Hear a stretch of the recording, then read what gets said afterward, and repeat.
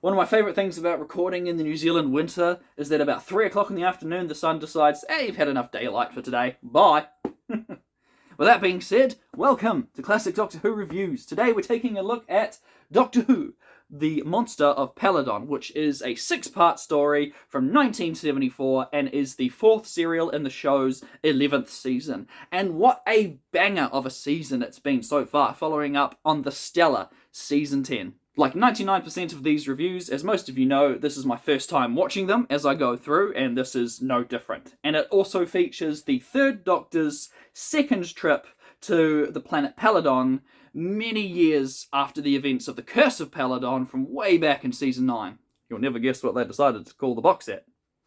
If you need a hint, it's right here. It's Peladon Tales. In case you don't remember, or you just haven't seen the review yet, I really liked the Curse of Peladon. It had quite the unique tone, and I thoroughly enjoyed the intrigue and writing. Although that review got hit with the stupidest, most unfair and bogus copyright claim in my tiny channel's history. All because I had a clip with no official audio being played over my explanation of the scene. It was highly edited, had no audio from the episode, and was the epitome of fair use. But they denied my appeal, and so now that review's dead in the water. I hate YouTube sometimes. I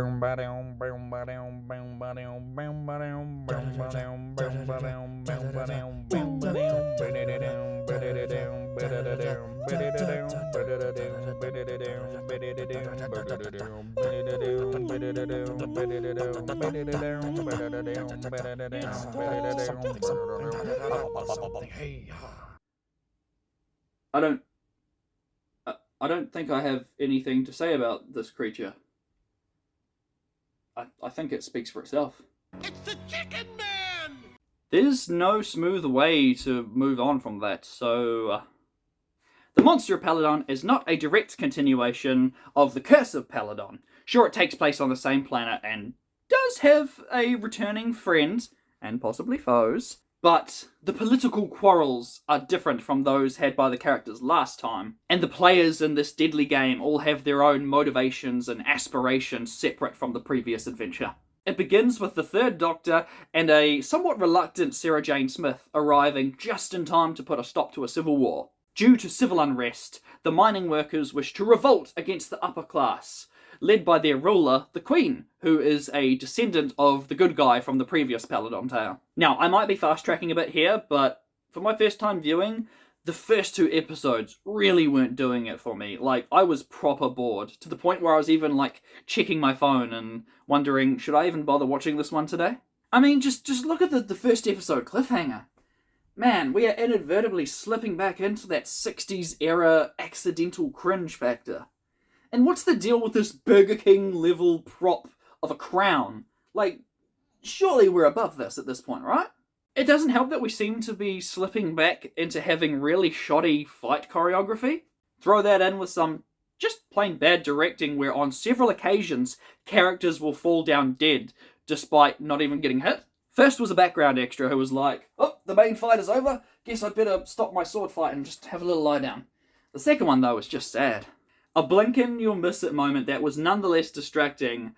2 characters round a corner and immediately get guns down. Then a 3rd person rounds the corner and falls down dead despite not even getting hit. Like, dude, this isn't Call of Duty. You can't blame it on the lag. Now, I get that probably sounds super nitpicky, but the point I'm trying to make is that I can understand if this was difficult for you to get into, because it sure was for me. As always, because of the overly long 6-part structure, it can be hard to fill that much time with enough writing to make it, intriguing and interesting the whole way through. 4-parters are always the best.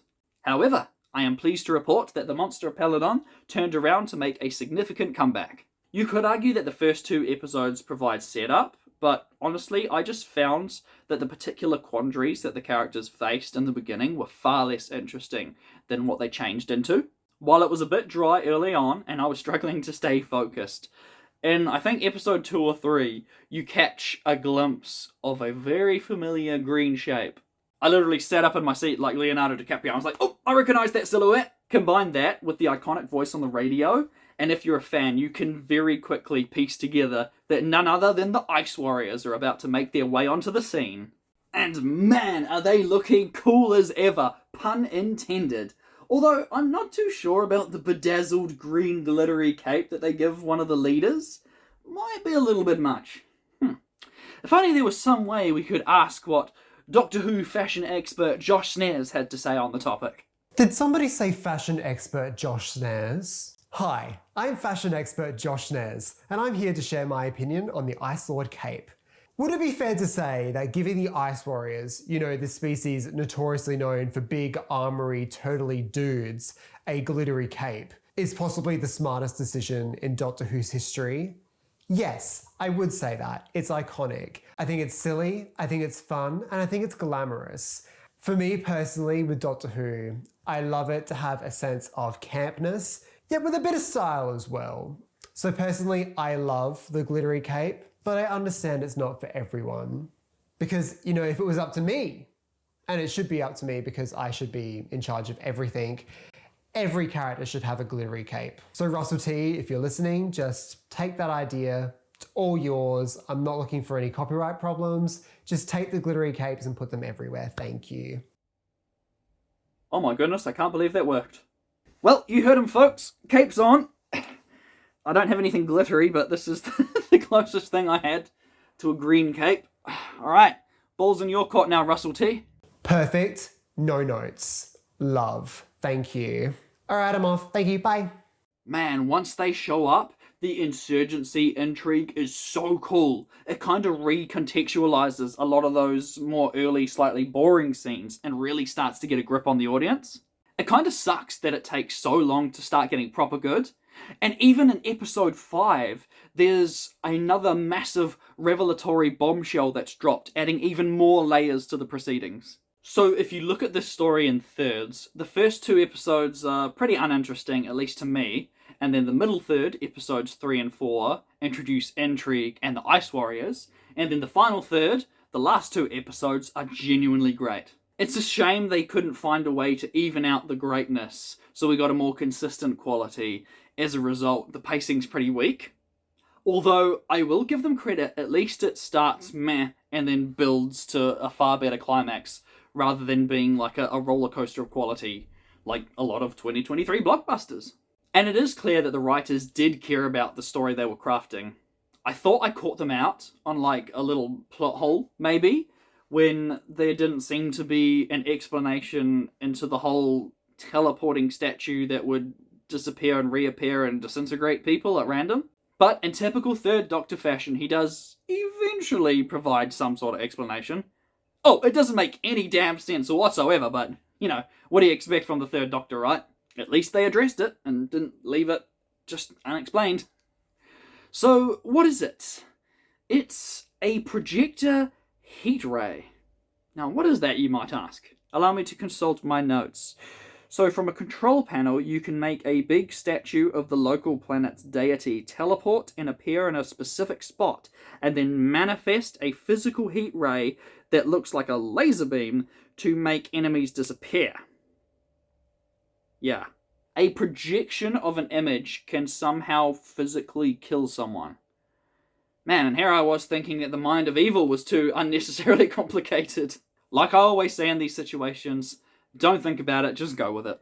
Between trying to wrap my head around that whole thing and the crazy bird person from the start that was only in 2 scenes, my head's starting to hurt. Good thing we get to witness the return of the Venusian lullaby. Yes, I remember someone in the comments section of a previous review mentioning that, and, well, here you go, friends. Enjoy your bizarre and surprisingly catchy tune.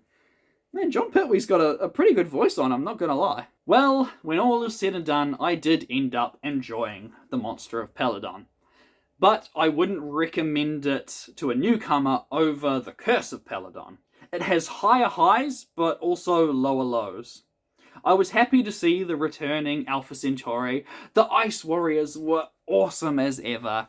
And let's just say that the somewhat inconsistent acting from the person that played the Queen wasn't enough to deter me, and the side characters were all interesting enough in their motivations to keep me invested in watching till the end. I think my upstairs neighbour just fainted. Anyways, something I enjoyed while making this review is this whole cape thing going on. Yeah, I think Josh knows what they're talking about. Despite the lime green garish colour, I feel imbued with authority and power just from the act of wearing a cape. Despite the fact that I am, in fact, a mid-20s human standing in their bedroom surrounded by nerd memorabilia, wearing a garish green-coloured blanket. Never lose your youthful innocence. And on that note, massive thank you to the legendary Josh Snares. If for some reason you haven't heard of them, go check out their channel. They have some of the most professionally made and well-researched Doctor Who documentaries that are out there. Like, if you love watching like bonus disc features on DVDs, go check out their Missing Episodes Omnibus. They're incredible. Massive thank you, Josh, for being a part of this silly little review. And on a final note, something weird that I have to mention about this serial is that they do a death fake-out for the Doctor twice. 2 times in one serial, Sarah Jane Smith honestly believes that the Doctor is dead. So far, their time together has been less compassionate and more of the Doctor behaving like, oh man, I sure miss Joe. Allow me to take you around the universe and show you a bunch of cool stuff just because I can. And Sarah Jane goes along with it because, you know, we need a companion. But this is the first time we've seen that Sarah actually cares about the Doctor. Good thing too, because thankfully, he doesn't die. Hooray! Happy days! I'm sure they'll go on to have a long, fulfilling journey together as Doctor and companion. Right? One final thank you to the legendary Josh Snares, and as always, thank you very much for watching. Tune in next week while we take a look at the Third Doctor's final set. Wait, final? Seriously, already? I've been reviewing nothing but Third Doctor stories all year. I'm not ready for change.